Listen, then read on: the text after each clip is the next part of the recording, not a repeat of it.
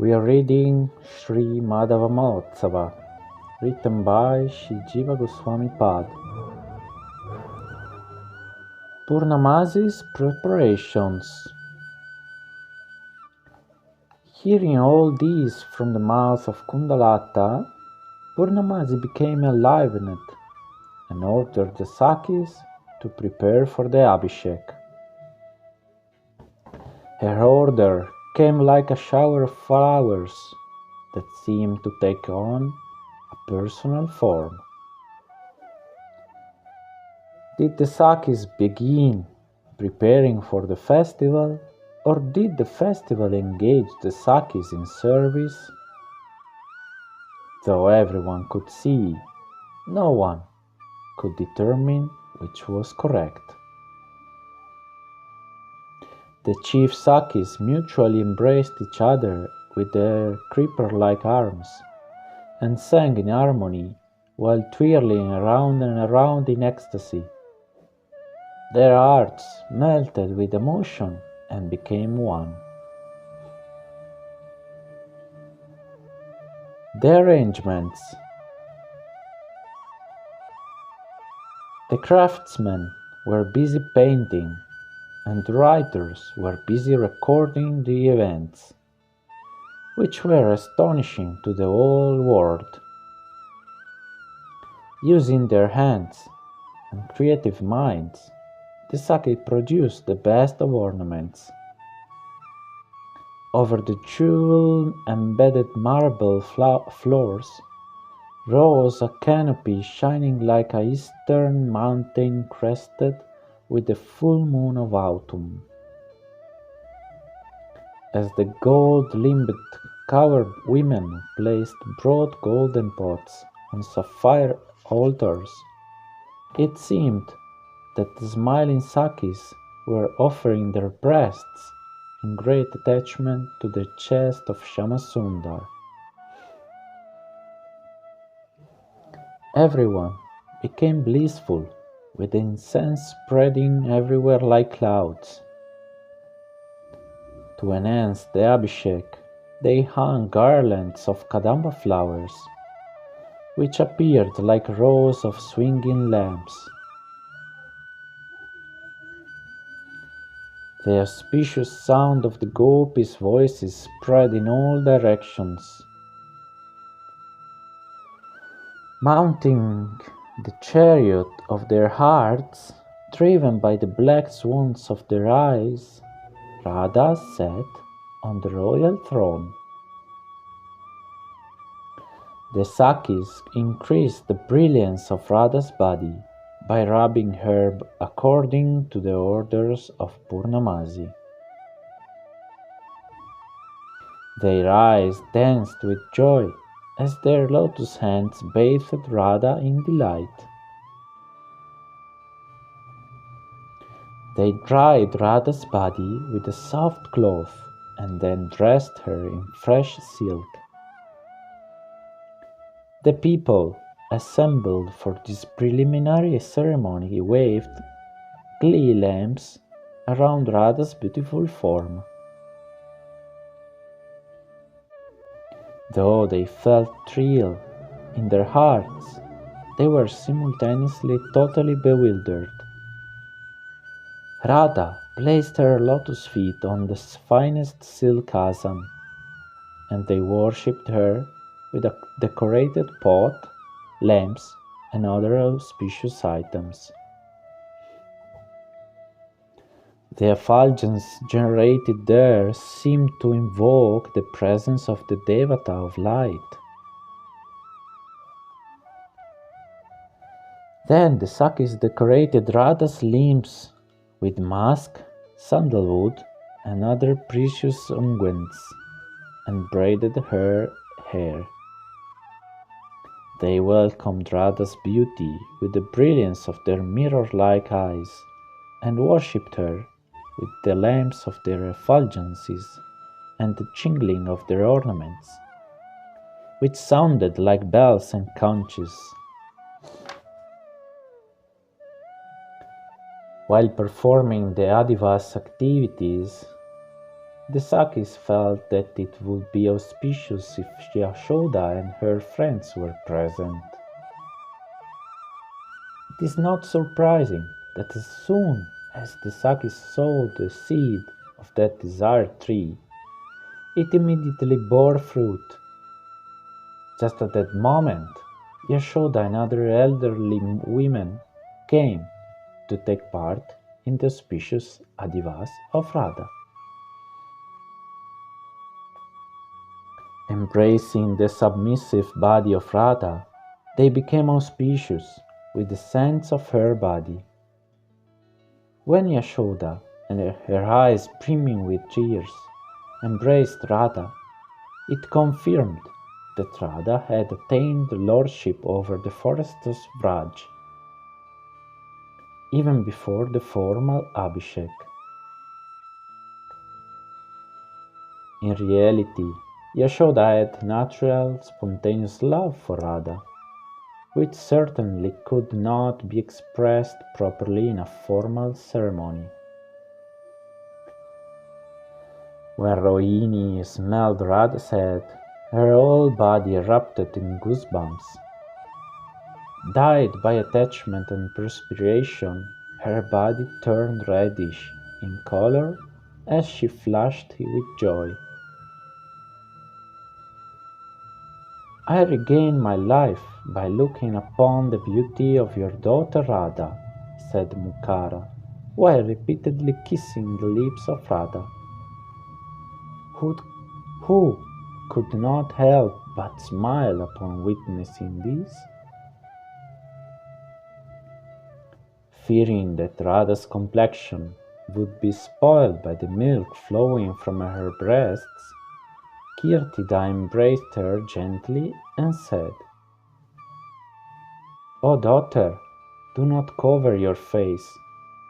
These women have come as my guests to see you on the occasion of your festival." The elder women said, "Mother, we understand your words about her hesitation. Radha, our eyes are thirsty to see the beauty of your face. Satisfy us by showing us your beauty."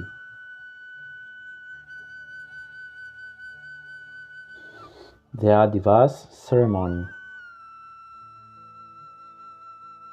The women begged each other for duties in performing the Adivas.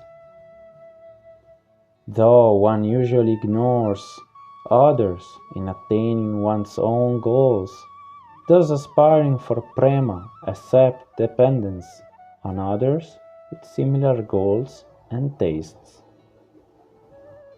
Thus, cooperating with each other, they work together, keeping in mind the goal of prema. The presence of Radha at the Adivas manifested so much auspiciousness that when Purnamasi recited the Shantipat, prayers of invocation, the eyes of the assembled devotees became more and more dissatisfied. Indra ordered the Maruts to shower flowers in such a way that the ghee lamps would not be disturbed. They enhanced the auspiciousness by dropping heavenly flowers like Parijata and Mandara.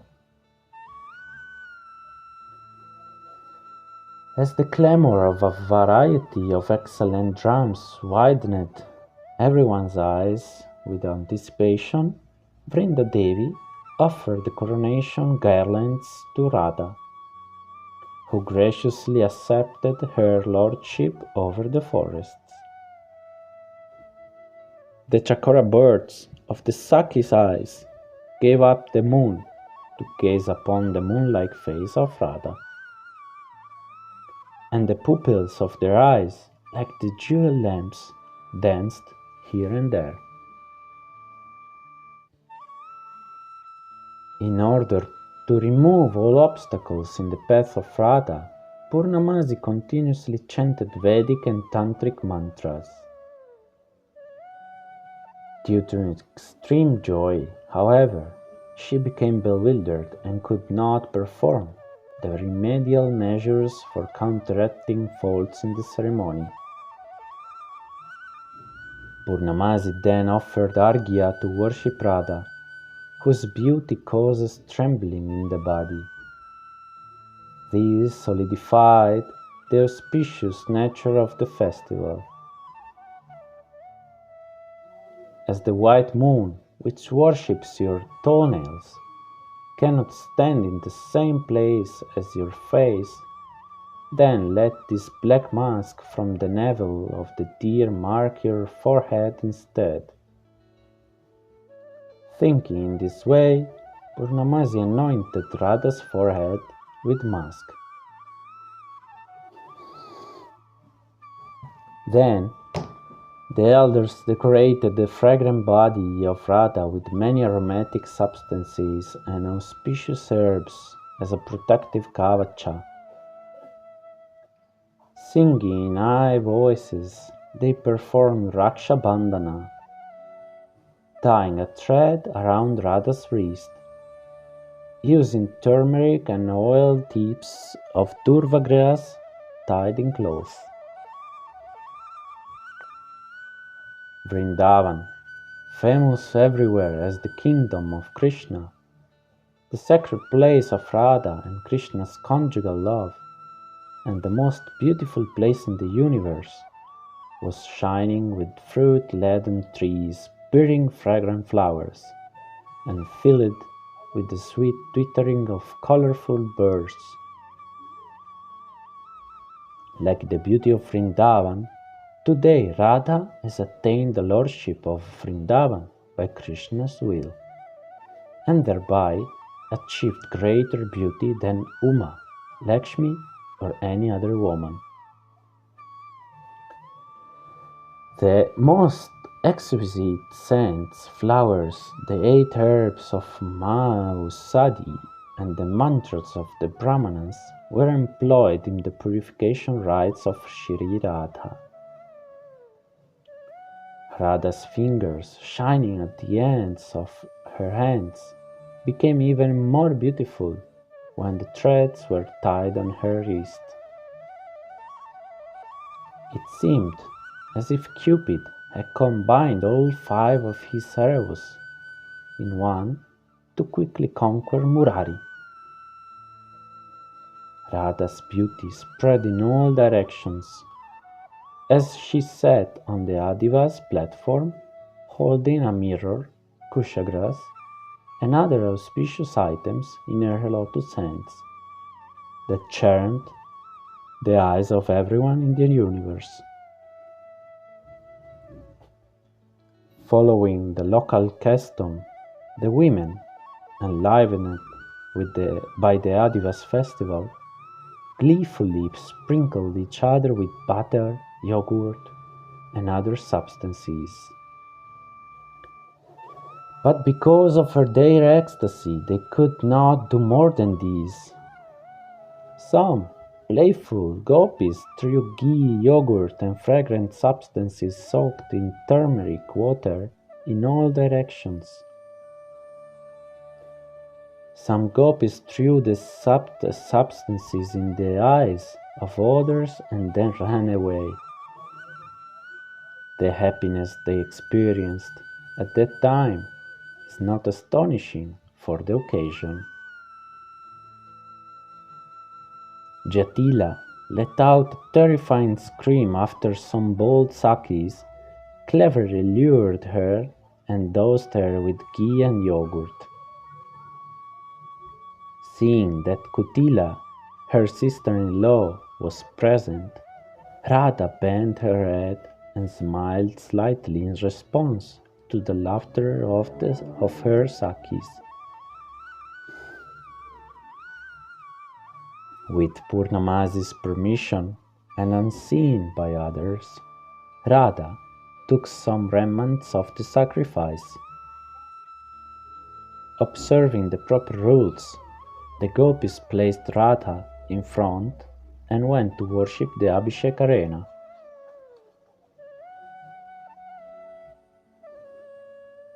Going to the arena, Elders like Mother Yashoda lead the way as they accompanied Radha to the Abhishek Mandap. Surrounded by her dear Sakis, Radha bowed her head in shyness while moving along the path previously forbidden for men to walk on. The women of Raj sang sweet songs for Radha's pleasure while drinking the nectar of her beauty. In this way, the happy women surrounding Radha playfully acted while proceeding on the path. Gazing at the personified beauty of her Abhishek, Radha's eyes were like dancers competing with its beauty. The shower of multicolored, divine flowers was Lakshmi's dress. The various pleasing drawings were the sandalwood patterns on her body. Her golden ornaments were the lines of lamps. The rows of golden kumbhas, water pots, were her necklaces. She was singing through the music and shouts of the participants. The coming and going of the women was her dancing.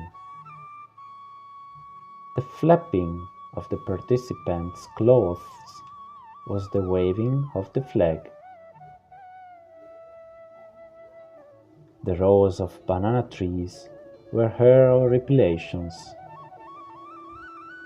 The beauty of the decorated gates was her pearl necklace.